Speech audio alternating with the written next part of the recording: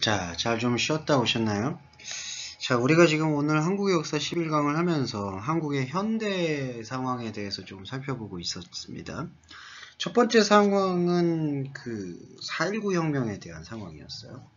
그러니까 한국의 민족 의식이 갖고 있는 그 민주화에 대한 열망, 이런 부분들이 상당히 강했다고 볼 수가 있는 게, 그 한국 사회에서는 사실 오랜 기간 동안에 그 억눌려 왔던 그 역사적 구조가 있었기 때문에 그 압박받는다라는 것에 대한 어떤 병적인 혐오, 어떤 병적인 저항감이 있다고 할 수 있어요. 병적이라고 평가하는 것은 좀 적절하지 않을 수도 있겠죠.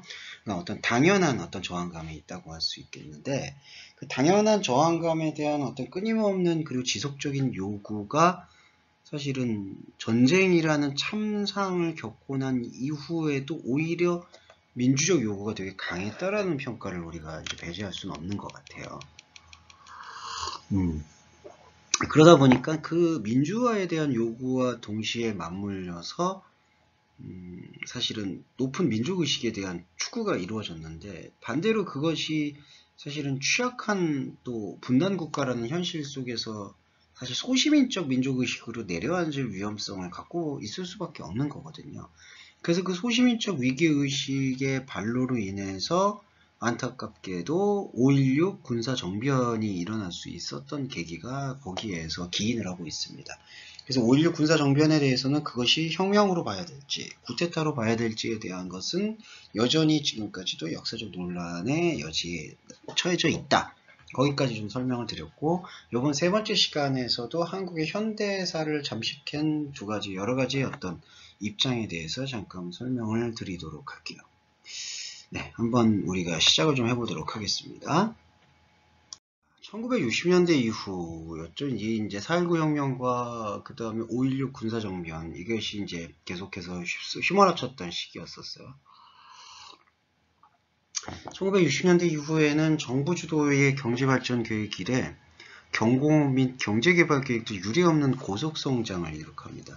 그러니까 이제 첫 번째 시간과 두 번째 시간에서 말씀드렸던 것은 약간 정치적 아젠다와 그와 관련된 운동이었다고 평가한다면, 지금 제가 또 말씀드리는 1960년대 이후에 이제 벌어지고 있는 현상 속에서는 경제적인 맥락을 좀 말씀드릴까 해요.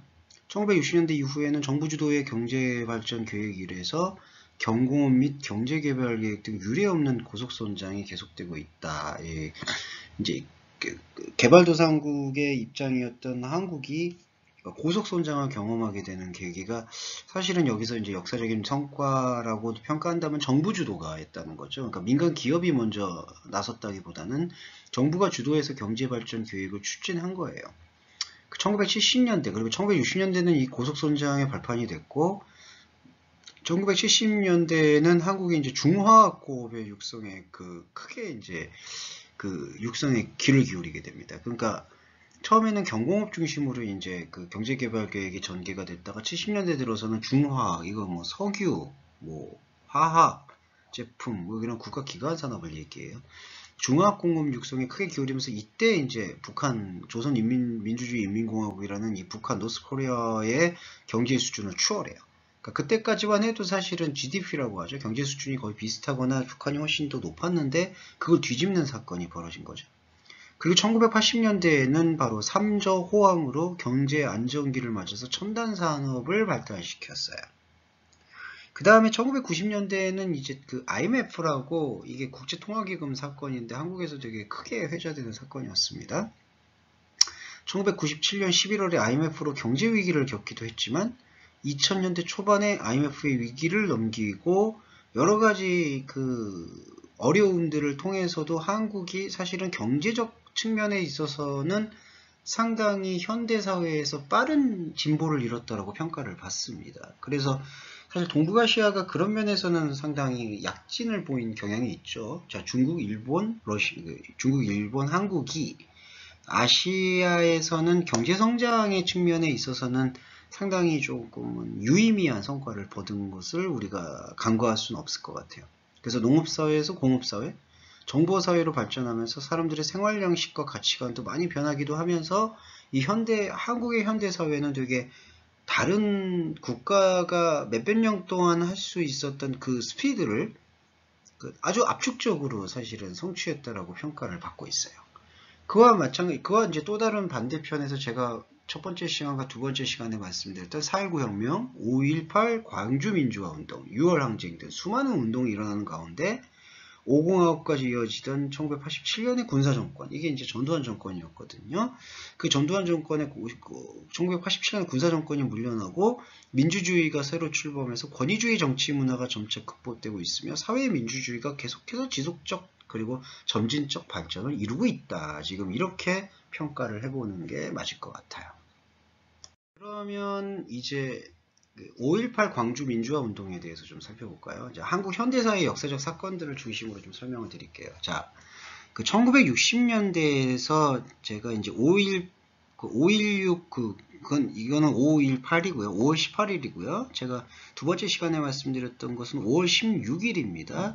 5.16 군사정변 때 이제 박정희 전 소장이 국가 재건 최고회의를 일으키고 3년 동안 군정통치 이후에 민간정부를 이양하는 것을 헌법을 개정하면서 스스로 자신이 대통령이 되면서 거의 무려 18년 가까이 통치를 하게 돼요. 예, 18년 가까이로 전 기억을 합니다. 그러다가 박정희 대통령이 불의한 사건으로 저격을 당해요. 저격. 예, 일국의 대통령이 저격을 당하는 사건이라고 해서 피살당하죠. 피살당해서 사망합니다. 그러니까 대통령이 지금 죽은 상황이잖아요. 그 상황이 매우 혼란스러워요. 그래서 그 혼란스러운 틈을 타서 사실은 민주정부가 들어서는가 했는데 1979년 바로 이때입니다. 이때가 이제 박정희 대통령 시해가 일어나고 난 다음에 벌어지는 이제 되게 현상인데요. 자, 11.6이라는 게 1979년 10월 26일 박정희 대통령이 암살이 돼요. 그리고 한 달 정도 지나서 12월 12일 날 사태가 벌어지는데 이게 또 누구냐 하면은 전두환 보안사령관이 쿠데타를 일으켜요. 그러니까 이게 한국의 역사가 조금 불우하게도 박정희 전 대통령도 이제 정변이냐 쿠데타라는 역사적 평가는 여전히 많지만 사실은 그 모양새만 보면은 하극상에 가까운 사건을 벌인 거거든요. 그러니까 군대 내에 직위가 낮았던 소장의 직임을 갖고 있었던 존재가 사실은 군사 통수권을 장악을 하고 했던 그런 태도와 시도는 쿠데타에 가깝다고 할 수 있죠. 물론 그걸 성공한 쿠데타라는 평가를 받아서 혁명이라는 것으로도 이해할 수도 있겠지만 사실은 명분이 그게 다 마땅하다라고 보기에는 어려운 부분이 있죠. 그런데 이 박정희 대통령이 그렇게 사실은 권력을 잡았는데 그 권력이 다시 형편없이 무너져 버린 거예요. 그래서 나오게 되는 게 또 다른 군사정권이 나온 거죠. 이게 바로 전두환 보안사령관이 중심이 된 신군부 세력이라고 해요. 그 신군부 세력이 과도 정부를 무력하게 만들고 민주적 정부 수립을 인정을 안 해요. 그리고 자신들이 또 군사정권을 이양하려고 한 거예요. 그래서 여기에 대해서 국민들이 당연히 저항을 하죠. 그래서 학생운동을 다양하게 표출했는데 1980년도에 5월 14일에 서울역 시위를 계기로 학생운동이 전국적으로 확산이 돼요. 그러니까 신군부 세력이 자신들의 정통성을 인정을 안 하려고 하고 이게 예전에 4.19 혁명도 사실 학생들이 우선이 돼서 나타난 사건이었잖아요. 그래서 위협을 느낀 신군부 세력이 5월 17일 날 비상계엄을 전국적으로 확대해요. 그래서 민주의사들에 대한 대대적 체포와 투옥 활동을 시작하니까 이 광주에서 일어나고 있었던 이게 전라도 광주입니다. 광주에서 일어나고 있었던 그 지역에서도 비상계엄의 영향력을 받게 된 거죠. 하지만 광주 시민들은 이 비상계엄을 인정하지 않았어요. 왜냐하면 이 12.12 사태 자체가 신군부 세력이 갖고 있는 정권에 대한 태도가 부당하잖아요. 그러니까 부당한 군대가 그 군사력을 사용해서 비상계엄을 선포하는 것 자체가 인정될 수 있는 사안이 아니라고 광주 시민들은 판단했던 거예요. 광주 학생들은. 그래서 이 광주 학생들이 계속해서 민주적 시위를 벌여요.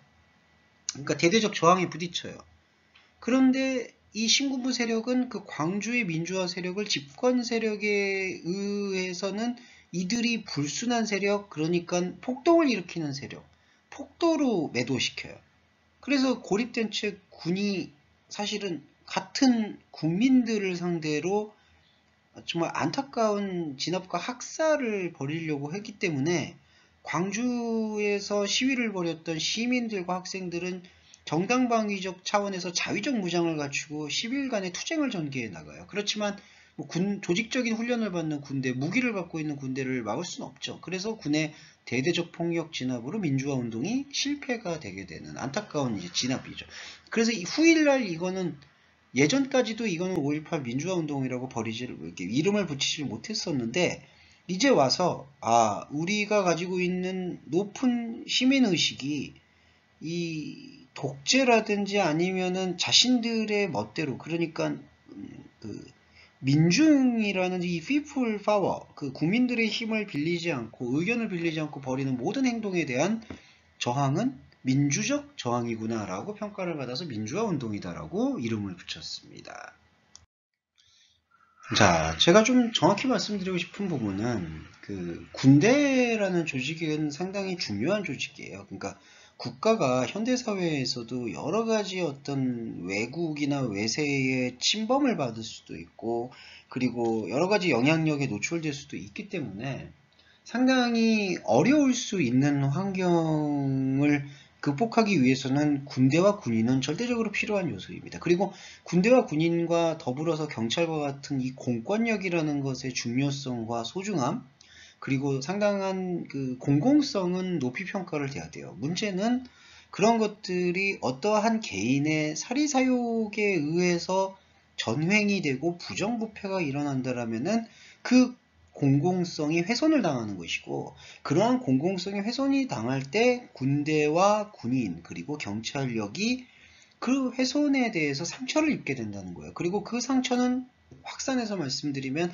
전 국민의 상처로 발전이 될 수밖에 없다라는 겁니다. 우리가 한국의 현대사를 여러분과 제가 공부를 하면서 한국의 현대사에서 나왔던 물론 좋은 역사만 기록하고 싶죠. 저도 좋은 역사 저 유학 가서 오셨는데 이렇게 한국사에서 약간은 좀 네거티브한 사건들을 다루는 게 좋지는 않잖아요. 하지만 좋은 역사를 다룬다라는 건 오히려 이러한 어떤 그 한 사람의 개인적 권력 욕심이라든지 부정부패의 유혹 이런 부분에서 그 한 국가의 권력이 좌우될 수 있을 법한 위험으로부터 자 중국과 베트남에서 오신 분들의 표현을 보면 인민의 힘이죠. 바로 인민은 스스로 자주적인 부분들을 강조를 하잖아요. 이게 바로 국민 주권을 주장하고 있는 한국의 민주주의하고도 약간 공통점은 그런 부분에서 있다고 생각을 합니다. 그러니까 모든 어떤 권력의 뿌리는 국민, 곧 people power에서 등장을 한다. 이제 이런 부분에 대한 그 의식을 조금 각성해주는 역할이 우리의 한국의 역사 속에서는 면면이 묻어 있었다. 그걸 저는 평가하고 싶고요. 자, 그런 맥락에서 5.18 광주 민주화 운동에 대해서 잠깐 더 설명을 드리면 다음과 같습니다. 자, 광주 시민들이 비상계엄을 인정을 못하는 거죠. 그러니까 인정을 못하는 것은 당연한 역사적 평가입니다. 왜냐하면은 그 신군부 세력이라고 하는 군부 세력이 자신들이 민주적 정부 이양을 무시하고 자신들의 주장을 앞세운 거니까 그건 군인으로서 해야 될 그 어떤 공권력의 범위를 넘어선 거잖아요. 월권이잖아요. 그럼 계엄을 선포하면 안 되는 거죠. 그런데 계엄을 선포해버린 거예요. 그러니까 거기에 대한 부당함에 대해서 그리고 군사정권이 다시 집권을 연장하려는 부당함에 대해서 저항하는 시위는 평화적 시위입니다. 그래서 광주 시민들은 그 평화적 시위를 얘기했던 건데 광주를 완전히 군세가 고립시킨 거예요. 봉쇄를 시킨 거죠. 그래서 광주 시민은 외부와 철저히 고립되어 있었음에도 근데 그 안에서도 놀라운 성숙한 시민의식을 보여주는 거죠. 스스로 질서를 유지하고 치안을 확보해서 성숙한 시민의식과 공동체 정신을 보여줬어요. 그러니까 광주 안에서 사실은 시민들끼리 연대를 펼쳐서 그러니까 그 연대를 펼치는 시민들은 서로를 알지도 못해요. 뭐 친척도 아니고 아는 사람도 아니에요. 그런데 그렇게 서로가 서로를 알지 못하는 상황에서도 성숙한 시민의식과 공동체 정신을 보여주는 태도를 유지했다. 그게 이 민주화 운동이라고 우리가 불릴 수 있는 가장 중요한 포인트가 되는 거죠. 그리고 시민수습대책위원회가 결성이 돼요. 스스로 자치적으로. 자치적으로 결성된 시민수습대책위원회가 평화로운 수습을 위해서 계엄군과 협상을 벌입니다. 그러니까 협상을 했어요. 근데 사실은 역사적 팩트는 이렇습니다. 그런다 계엄군은 그 협상을 인정하지 않았어요. 왜냐하면 계엄군과 그리고 전두환 정권으로 대표되는 신군부 세력은 이 성숙한 시민의식과 공동체 정신을 보여준 광주 시민을 폭도로 매도했기 때문에, 그러니까 폭동은 폭도를 폭도로 진압해야 된다라는 그런 논리가 되는 거죠. 그래서 개영군은 27일 새벽 도청에서 저항하던 시민군을 그 탱크죠. 전차까지 동원해서 무자비하게 진압을 하게 됩니다. 그러니까 이게 정말 우리 한국의 현대사에서 있을 수 없는 사건이 되는 거예요. 자, 5.18 민주화 운동은 이후 민주화 운동의 밑거름이 되면서 누구도 권력이나 힘을 가지고 이퀄리티, 이 평등성을 훼손할 수 있어서는 안 되는구나. 그것이 어떤 한국의 이 정치적 그 운동, 그리고 한국의 그 전체적 시민 의식을 성숙하게 만들어준 하나의 밑거름이 되었다라고 평가를 받습니다. 자, 그 다음의 사건을 설명드릴게요. 6월 항쟁이라고 했어요. 이 6월 항쟁은 언제냐? 이제 1987년, 그러니까 광주 민주화 운동이 1980년도에 지금 벌어졌죠. 그러니까 그로부터 한 7년 후에 87년 6월에 전국적으로 일어났던 반독재 민주화 운동을 바로 6월 항쟁이라고 표현해서, 이거를 다른 또 표현으로 하면 6월 민주항쟁, 6월 60 민주항쟁, 6월 민주화운동, 6월 민중항쟁, 뭐 이런 식으로 이제 불리는데, 그걸 통칭해서 6월 항쟁이라고 불러요. 자, 이게 왜 일어나게 되냐면은 1980년에 5.18 광주 민주화운동 때 사실은 계엄군과 광주 시민의 자치위원회가 협상을 벌였죠. 근데 그 협상은 결렬되고 계엄군은 무자비하게 광주를 탄압했어요. 그리고 언론에다가는 어떻게 발표를 하냐면은 광주에는 북한의 어떤 공작원들, 그러니까 우리가 지금 전쟁 대치 중이잖아요. 휴전 국가잖아요. 그러니까 북한의 위협과 사주를 받았던, 지시를 받았던 여러 가지 사람들이 내려와서 그런 어떤 극적인 그 어떤 교란을 일으켰다. 이렇게 사실은 폄하했던 거죠. 그러니까 그 폄하가 사실은 그 인정할 수 없는 폄하인데 그 폄하를 끌고 온 거예요. 그렇게 해서 6월 항쟁, 그러니까 그렇게 해서 광주 시민들을 폭도로 매도한 거죠. 그러니까 같은 자국민을 그렇게 폭도로 매도하는 현상의 비극이 일어났던 거예요. 자, 그게 1980년도에 일어났던 상황이었습니다. 그런데 그러고 난 다음에 신군부 세력이라고 할 수 있는 전두환 정권이 정권을 잡아요. 그러니까 군사 정권이 또 연결이 된 거예요. 박정희 정권도 군사 정권이었죠. 근데 박정희 대통령, 전 대통령이 암살을 당하고 나니까 전두환이라는 정권이 다시 들어서요. 이거 사람도 정권, 군부예요. 군인이에요. 이 군인의 정권도 또 다시 들어서요. 그러니까 민주적 열망과 성숙한 시민의식은 이렇게 높게 상승을 하는데 군사 정권이 또 들어서니까 이 부분이 계속해서 마찰을 빚을 수밖에 없는 거죠. 그리고 5.18 민주화운동 때 학살당했던 광주 시민들의 이야기가 이제 점점 돌기 시작하는 거예요. 대학생들을 중심으로. 그러니까 이 것들을 계속해서 막아내기 위해서 전두환 정권은 계속해서 이 민주화 인사들을 투옥하고 압박하고 그런 과정에서 고문을 자행하는 일들, 그러니까 있을 수는 없는 폐륜적인 일들이 자행되기 시작하는 거죠. 그래서 이 6월 민중항쟁, 6월 항쟁의 이 촉발된 계기는 어떤 사건이 이제 생겼냐면 6월 10일 박종철, 그 대학생이에요, 당시. 박종철 고문살인 은폐 조작 규탄 및 민주헌법 쟁취 범국민 대회로부터 시작을 합니다. 이게 6월 10일 날 벌어져요.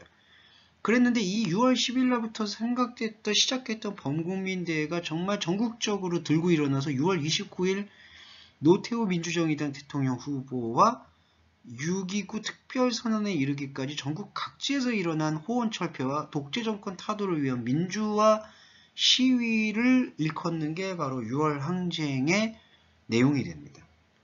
네, 이게 바로 이제 6월 항쟁의 어떤 메시지로 자리를 잡는 건데, 자, 박종철 고문 사건이 그러면은 뭐냐라는 걸 잠깐 설명을 드리고 다음에 좀 더 자세히 설명을 드릴게요. 자, 제가 말씀드렸듯이 신군부 세력은 그것도 역사적 전통성이 없어요. 그러니까 뭔가 국민들의 지지를 받은 것도 아니고 역사적인 의미를 회복한 것도 아니에요. 그런데 이러한 역사적 의미를 회복한 것도 아닌 사건 속에서 계속해서 정권이 유지가 되려고 하다 보니까 계속해서 저항이 일어나는 거죠.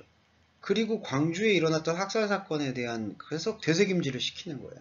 그러니까 그걸 계속해서 압박하려고 하는 거죠. 근데 그 압박하는 수단이 사실은 반공 이데올로기를 내세워서 고문살해 은폐 뭐 이런 것들을 계속해서 주입시키는 거예요.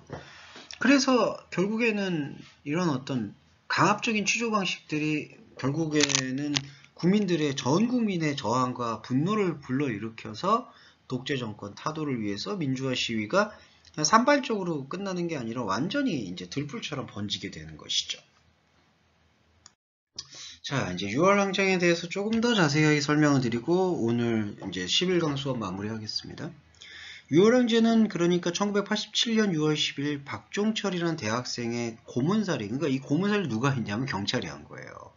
참 답답한 거죠. 그러니까 공권력이 이렇게 국민을 믿지 못하고 불신하게 되니까 이런 불화가 일어나게 되니까 안타까움이 벌어지게 되는 거죠.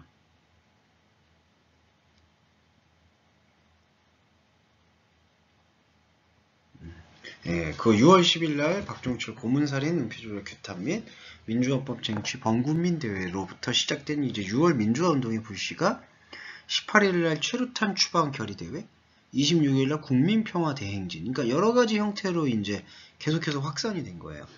그래서 이게 전국적 규모가 보시면은 약 400만에서 500만 명이 참여하는 대규모 시위가 벌어지고요. 그리고 마침내 노태우 민주정의당 대통령 후보가 대통령 직선제를 수용하기에 이릅니다.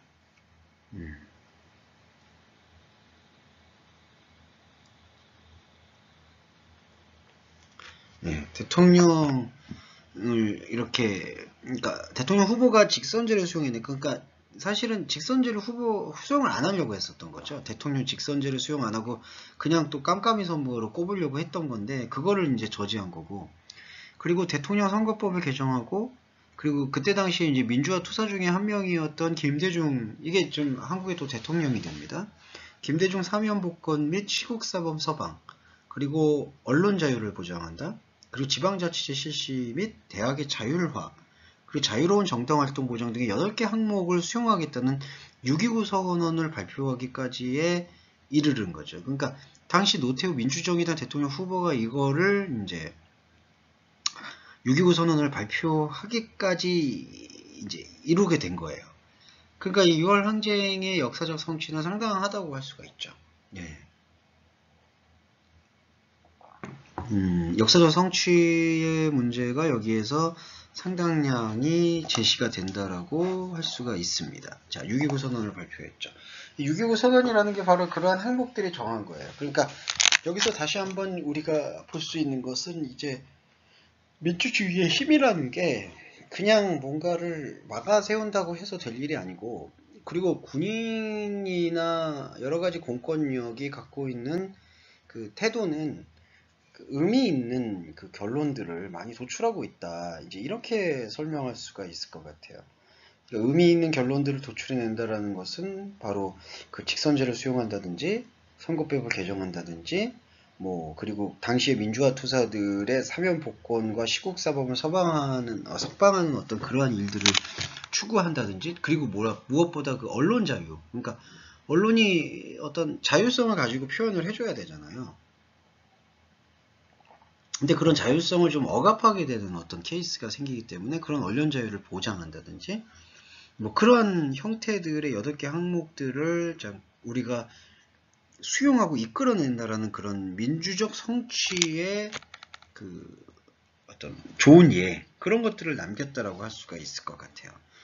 자, 그래서 뭐 안타깝게도 사실은 이제 전두환 대통령 다음에 역시 노태우라는 이 전 대통령도 군인 출신이라 이 6.29 선언 발표 이후에도 노태우 대통령이 됐던 그런 안타까움이 있지만 제일 중요한 거는 직선제를 이끌어냈다라는 거죠. 그러니까 한국의 정치 시스템에서는 국민들이 직접 투표로 대통령을 뽑는 제도예요. 그러니까 국민들이 직접 뽑아야 되는 게 민주주의의 근간인데 사실 그게 원활하게 작동하지 못하고 있었던 거죠. 그래서 그 원활하게 작동되지 못했던 부분들을 바로잡는 그러한 시스테믹한 활용성, 그런 활용성을 6월 항쟁이 안착시켰다.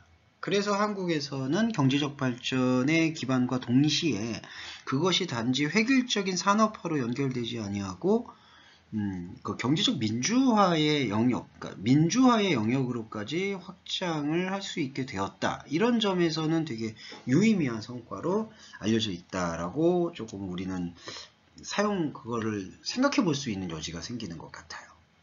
네, 이렇게 오늘 한국 역사 11강 마무리하겠습니다. 다음 주부터 저기 보강이 조금 예정돼 있을 예정이네요. 한번 참여해 주시면 감사하겠습니다. 오늘 여기서 마무리하겠습니다.